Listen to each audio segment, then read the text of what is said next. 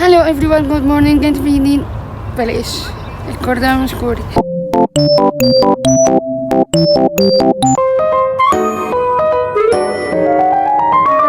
صباح الخير او مساء الخير على حسب التوقيت اللي بتتفرجوا بيه على الفيديو.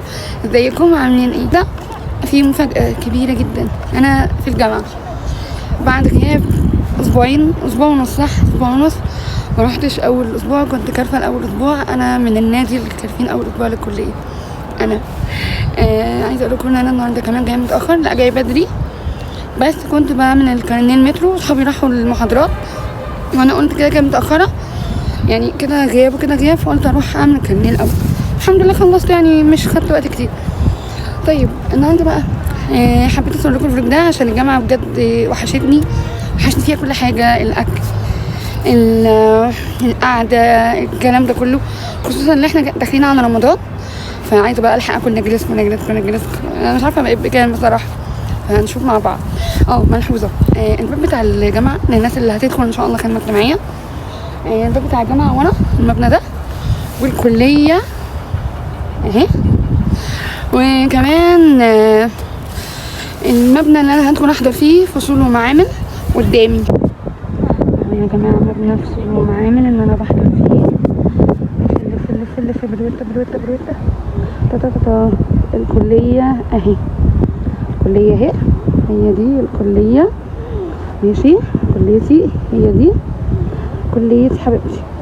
ومن هنا بوابه الخروج والدخول وكل حاجه. نعمل قبل بقى كده على الكليه عشان بحب كده الكليه. ورجعنا تاني فصول ومعامل. يلا بينا الى الجحيم.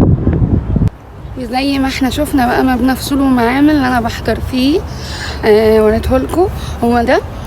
وانا حبيت اعمل كده الانترو من هنا علشان لما ادخل مش هبقى فاضيه، عشان يبقى فيه محاضرات وهيبقى فيه تسليم.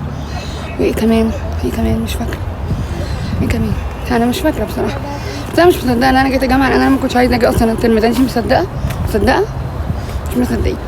واحده ما اعرفهاش هي صاحبتي. كنت اقول ايه، عندي تسليم النهارده، وعندي وعندي شرح مادة الفرد. في مادة عندنا اسمها فرد.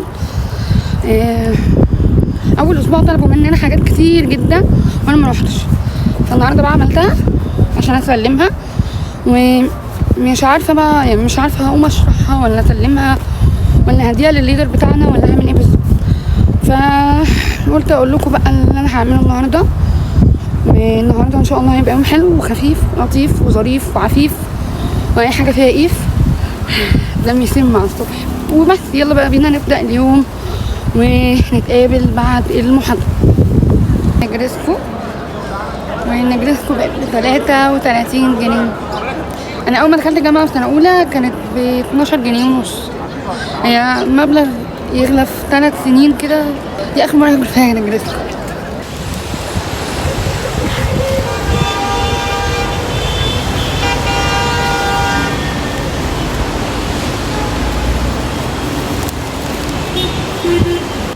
كل الناس بتجري وبتستخبى من المطر الا انا. بصوا الجو جامد قوي، الجو تحفه. يا رب تقبل كل الدعوات يا جماعه بجد.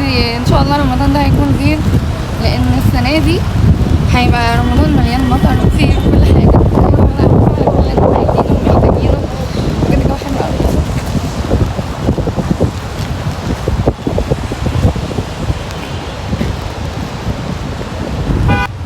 ادعوا بكل اللي بكم يا جماعه، ادعوا لكل الثانويه عامه، ادعوا لفلسطين، ادعوا لشعب مصر يا رب يفك كربه وازمته ويعدينا منها على خير.